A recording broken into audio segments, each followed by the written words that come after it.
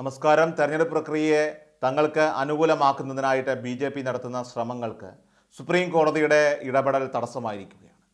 Bihar voter പട്ടിക പരിഷ്കരണവുമായി ബന്ധപ്പെട്ട supreme കോടതി ചില സുപ്രധാനമായ നിർദ്ദേശങ്ങൾ പുറപ്പെടുവിച്ചു. വോട്ടർ പട്ടികയിൽ നിന്ന് ജീവിച്ചിരിക്കുന്നവരെ ഒഴിവാക്കിയിട്ടില്ലെന്ന് ഉറപ്പുവരുത്തേണ്ടത് അത്യാവശ്യമാണ്. കരട് പട്ടികയിൽ എന്തെങ്കിലും അപാകതകൾ കണ്ടെത്തുകയാണെങ്കിൽ അത് കോടതിയുടെ ശ്രദ്ധയിൽപ്പെടുത്തണമെന്നും നിർദ്ദേശമുണ്ട്. ഓഗസ്റ്റ് 12, 13 തീയതികളിൽ കരട് പട്ടികയിലെ പോരായ്മകളെക്കുറിച്ച് വിശദമായിട്ടുള്ള വാദം കേൾക്കുമെന്ന് സുപ്രീം കോടതി വ്യക്തമാക്കി.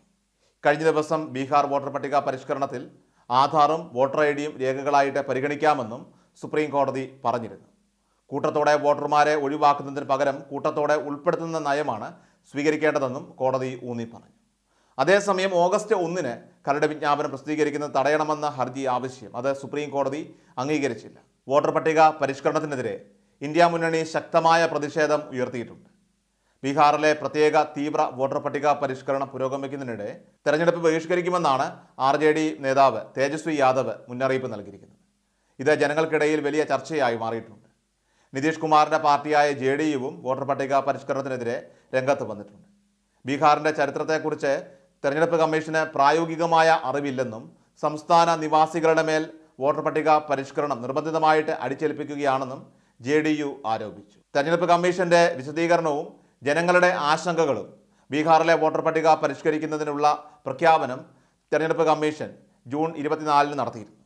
ഈ പ്രക്രിയയുടെ ഭാഗമായി 2003 വോട്ടർ പട്ടികയിൽ പേരില്ലാത്ത വ്യക്തികൾ വോട്ട് ചെയ്യാനുള്ള യോഗ്യതയുടെ തെളിവ് സമർപ്പിക്കേണ്ടതുണ്ട്. അതായത് സംസ്ഥാനത്തെ 7-8 കോടി വോട്ടർമാരിൽ ഏകദേശം 2.91 കോടി പേർ, അതായത് ഏകദേശം 37% ആളുകൾ രേഖാമൂലമുള്ള തെളിവുകൾ സമർപ്പിക്കേണ്ടതായിട്ട് വരും. 1987 ജൂലൈ 1 മുൻപ് ജനിച്ച വോട്ടർമാർ അവരുടെ ജനന തീയതിയും സ്ഥലവും തെളിയിക്കുന്ന രേഖകൾ ഹാജരാക്കണം. അതേസമയം 1987 ജൂലൈ 1 2004 ഡിസംബർ 2 ഇടയിൽ ജനിച്ചവർ മാതാപിതാക്കളിൽ ഒരാളുടെ ജനന തീയതിയും സ്ഥലവും തെളിയിക്കുന്ന രേഖകൾ സമർപ്പിക്കും. 2004 ഡിസംബർ 2 ശേഷം ജനിച്ചവർ അവർക്ക് 2 മാതാപിതാക്കളുടെയും ജനനത്തീയതി തെളിയിക്കുന്ന രേഖകൾ ഹാജരാക്കേണ്ടതുണ്ട്. നിലവിലെ വോട്ടർ പട്ടികയിൽ ആരും തൃപ്തരല്ലാത്തതുകൊണ്ടാണ് ഈ പ്രക്രിയ ആവശ്യമായിട്ട് വന്നതെന്ന് അവകാശപ്പെട്ടുകൊണ്ട് ജൂലൈ 6 മുഖ്യ തെരഞ്ഞെടുപ്പ് കമ്മീഷണർ ജ്ഞാനേഷ് കുമാർ ഈ പ്രക്രിയയെ ന്യായീകരിച്ച് രംഗത്തെത്തിയിരുന്നു.